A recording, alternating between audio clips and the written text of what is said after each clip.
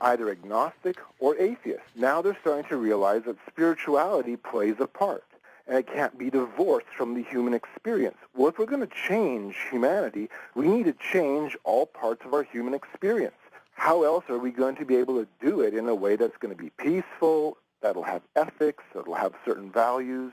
And so they're looking to see what will be the optimal value system in a transhuman world. And it's about the group. It's about making sure that you play well with others. You are all part of this hive mentality. And that's, again, a phrase that's thrown around a lot in transhumanist circles. Chaos theory, hive theory. We will all more or less be like worker bees, and we will create this utopian society. Well, religion, of course, plays a big role then, because religion determines how we interact with each other, how we develop our values and our beliefs and our ethics. It's not surprising when you take a look at transhumanism what type of value systems they're looking at. And it becomes an interfaith value system, one where you cannot have exclusivity. You need to have a pluralistic, universal ideal. It has to be a universalist religion. You can remain a Christian just as long as you're not an exclusivist Christian or fundamentalist Christian. You can remain Islamic just as long as you adopt the more mystical sides of Islam. Hinduism, no problem. You're already there. Yeah.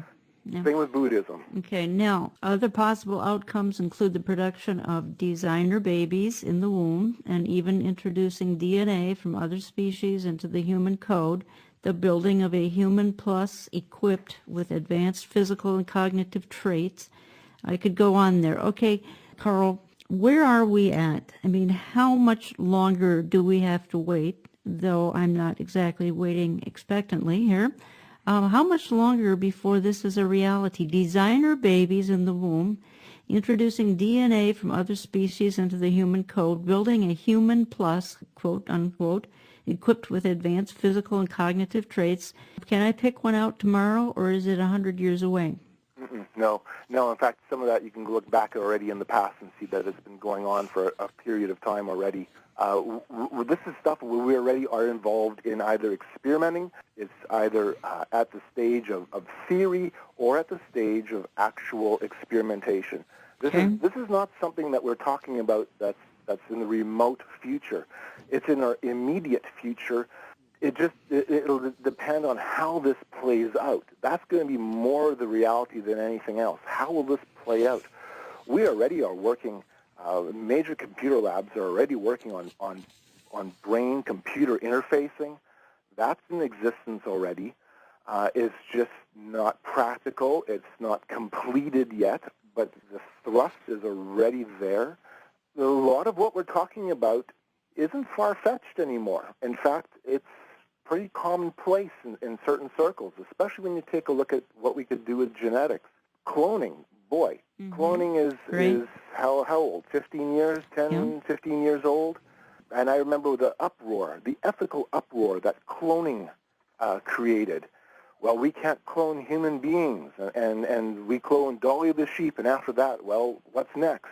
The technologies, in essence, it's already set up. It's there. It's a matter of how far now do we take it. Yeah, the Japanese are working on robots, and you're aware of that too. I just learned this in some of my research, that they're very realistic robots, and this is another way of trying to be like God, creating human beings. And apparently these robots have the potential for people to start relating to lifelike robots as if they were real people. And they're already robotic. There are some robotic pets now. I saw a little YouTube on these robotic pets, and I saw how the Japanese were responding to these robotic pets as real pets. They were talking to them. I mean, was it silliness and nonsense? Well, we could probably say it was a little bit, but nonetheless, as a pet lover, I mean, I just saw the sparkle in the eyes of and these were not real pets. These were robots. We're doing very similar work with virtual reality. Environments like Second Life, Open Life, these are all virtual worlds that you can go into already and exist and move around within.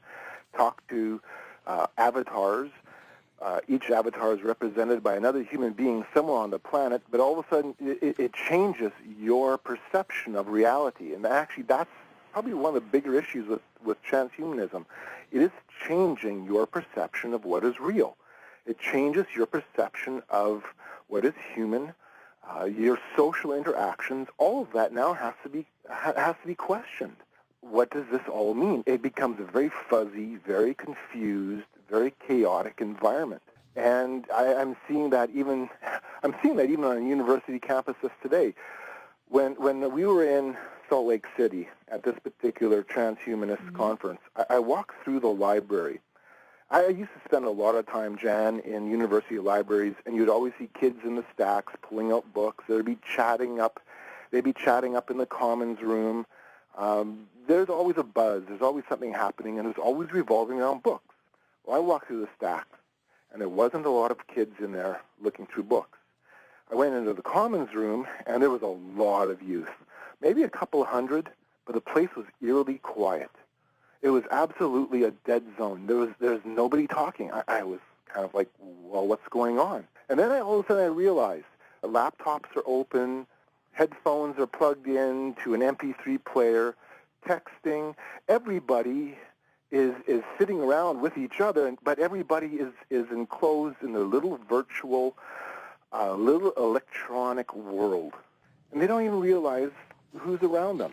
I walked beside one young girl for quite a period of time, and she was absolutely enthralled with her MP3 player, texting, and oblivious to what was going on around her. And I realized at that point, we're already socially set up to be like this hive that they're talking about. We will gladly plug in. We're plugged in already. We just haven't plugged into the machine that's big enough to be able to do this properly. Carl, you told me that this concept, again, the word would be transhumanism. And again, folks, want to learn more, you can look at Carl's website, which is forcingchange.org. If you want to contact me, go through olivetreeviews.org, views as in viewpoint. You told me, Carl, that this comes out of Freemasonry because they believe man can become perfect, and also Theosophy. Everyone's heard of Freemasonry, not sure everyone has heard of Theosophy, but why Freemasonry? It comes out of Freemasonry in the sense that there is a philosophical lineage, a philosophical line. It's not that Freemasonry birthed this, but that the idea behind it is the same. It is the idea that man can become perfected, that man can transcend and move upward and onward. And you read this throughout Masonic literature, the idea here being that you can become a perfected, completed being. This is endemic all throughout the system. You find it even within the symbolism of Freemasonry, where you have certain symbols that represent your completed stage, your perfected stage. And as you read Masonic literature, it becomes very, very clear that this notion here is this age-old dream of becoming a perfected divine individual. In that sense, it is philosophically connected to transhumanism. Theosophy teaches almost the exact same thing. Theosophy started in the 1880s as an organized movement, and what it does is it brings together Eastern mystical religions, Western occultism, and it throws in evolution, and it creates this science of religion. And I know that most people in your listening audience probably haven't heard of Theosophy, but you've all heard of the New Age movement. Mm-hmm. Theosophy is the mother movement behind the New Age. So again, this movement also teaches the same concept. You can be as God.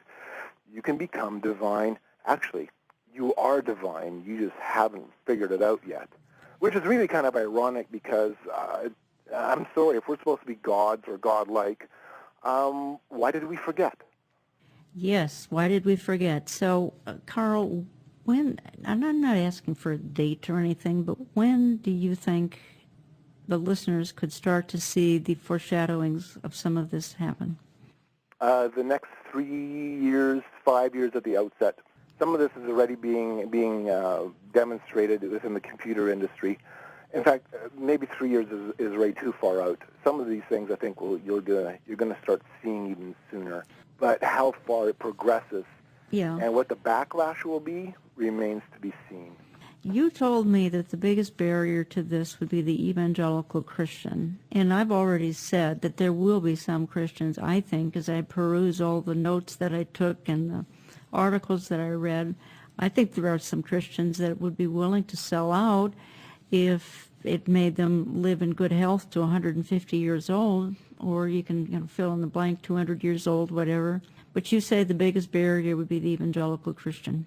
That seems to be, at this point, the biggest stumbling block that the transhumanists have.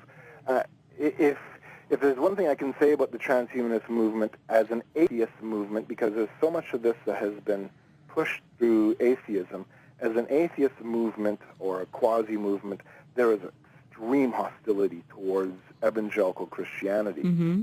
And this played out to a large extent at the meeting I attended in Salt Lake City. It's played out at numerous other transhuman events, and it plays out within their writing. They are very open about the fact that Christianity is, as an exclusivist religion, is the wrong belief system. It's the wrong value system. You're living in a fairy tale. You're living in a la-la land. Wake up to the reality of science. Wake up to the reality of technology. Quit trying to hold us back. Quit trying to stop us from achieving our ultimate end result. I'm going to give you a quote from a advocate of transhumanism. It's the best way of saying it. His name is Richard Seed. Now, Richard Seed was very involved with the Dolly Sheep cloning project, yes, the whole cloning atmosphere, and he's pushed for human cloning too. This is what he says. In fact, this is taken out of a transhumanist documentary. We're going to become gods, period. If you don't like it, get off. You don't have to contribute. You don't have to participate. But if you're going to interfere with me becoming God, we're going to have big trouble. Then we'll have warfare, unquote. Pleasant, isn't it? Okay. Well, there are 5 short points on transhumanism, and I'm going to go over those points. I think we'll wait till the other side of a break, and then I'm going to ask you, Carl, and then I'm probably going to let you go. But I think if listeners were to have to be on the lookout for something as it concerns, and again, folks, this is an issue of humanity and technology blending. So that because of technology, there could be the perfect human, the perfect soldier, which we've talked about now, the perfect anything, you fill in the blank. And of course, we know only God is perfection. And yet here we have man trying to be like God, which of course is a very biblical warning that that's going to be part of our society. So I think, if you can be thinking about that, Carl, when could folks start to, and even where could they start to see this shaping up? Where in society would they be foreshadowing of this particular issue that we're talking about? Okay, folks, just a couple of announcements here I want to give you. And again, Understanding the Times 2011, put it on your calendar, won't you, for October 7th, 8th. And that's going to be at Grace Church, Eden Prairie. And we were able to confirm a couple of speakers this week, Brandon House, Joel Rosenberg, Bill Koenig, and some others. We're still working on to finalize the program. And again, if you want to reach me by mail, it's Box 1452, Box 1452, Maple Grove, Minnesota, 55311. Remember, all the programming that we do out of Minneapolis-St. Paul, Saturday mornings, 9 to 11 a.m. Central Time, is posted to my website, Olive Tree Views. Late Sunday, we now are airing on 415 stations across the country, around the world on the Internet. And if you'd like to find out if we're in a city near someone you love, the best thing to do is visit the website at the radio link, and you can see where we are airing. Okay, I am coming back in just a couple of minutes. We're going to wrap things up with Carl Teichrib, forcingchange.org, talking about the blending here of technology and human beings to produce, eventually, the perfect individual. Okay, stick with me. I'm coming right back.